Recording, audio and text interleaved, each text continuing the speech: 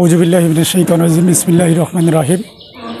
অধিকার আদায়ের সংগঠন বাংলাদেশ শ্রমিক কল্যাণ ফেডারেশন কর্তৃক আয়োজিত আজকের এই একত্রিত হওয়া উপস্থিত আছেন মহানগরীর সম্মানিত সাধারণ সম্পাদক, মহানগরীর অন্যান্য নেতৃবৃন্দ, সম্মানিত গাছা থানার সংগ্রামী সভাপতি এবং থানার সহকর্মী ভাইরা, বিভিন্ন ওয়ার্ডের দায়িত্বশীল ভাইরা, প্রাণপ্রিয় কর্মী ভাইরা, আসসালামু আলাইকুম ওয়া রাহমাতুল্লাহি ওয়া বারাকাতুহু।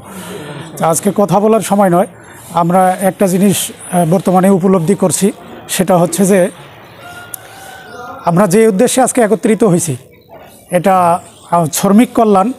এই কল্যাণ শব্দটা যদি আমরা রাষ্ট্রের মধ্যে প্রয়োগ করতে পারি, কল্যাণ রাষ্ট্র যদি হয়, কল্যাণ রাষ্ট্র যদি আমরা প্রতিষ্ঠা করতে পারি, তাহলে মনে হয় না যে এরকম আয়োজনের সামনে প্রয়োজন আছে।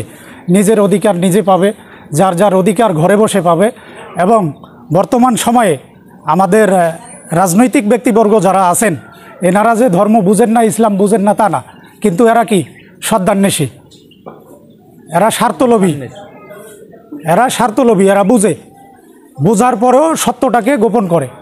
তো তাই তো আমাদের স্লোগান বাংলাদেশ জামাতে ইসলামের, যে আল্লাহর আইন চাই, সৎ লোকের শাসন চাই। সৎ লোক দিয়ে যদি আমরা প্রতিষ্ঠা করতে পারি, এই সমাজ ব্যবস্থাকে ঢেলে সাজাইতে পারি, তাহলে আমাদের মনে হয় না সমাজ থেকে এইরকম বিষয় যেগুলো আছে এগুলা অটোমেটিকলি দূর হয়ে যাবে। আর একটা বিষয়, সেটা হলো বর্তমান প্রেক্ষাপটে আল্লাহ পাক রব্বুল আলামিন আমাদেরকে যে সময়, যে সুযোগ আমাদেরকে হাজির করে দিয়েছেন, আমরা যেন এইটাকে একনিষ্ঠভাবে কাজে লাগাই।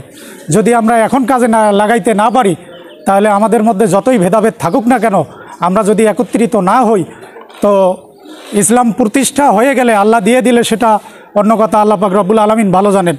কিন্তু এই পরিবেশ না হলে আমরা সামনে যে এইরকম আমরা আরেকটা সুযোগ পাবো কি পাবো না, সেটা মহান আল্লাহ তাআলাই ভালো জানেন।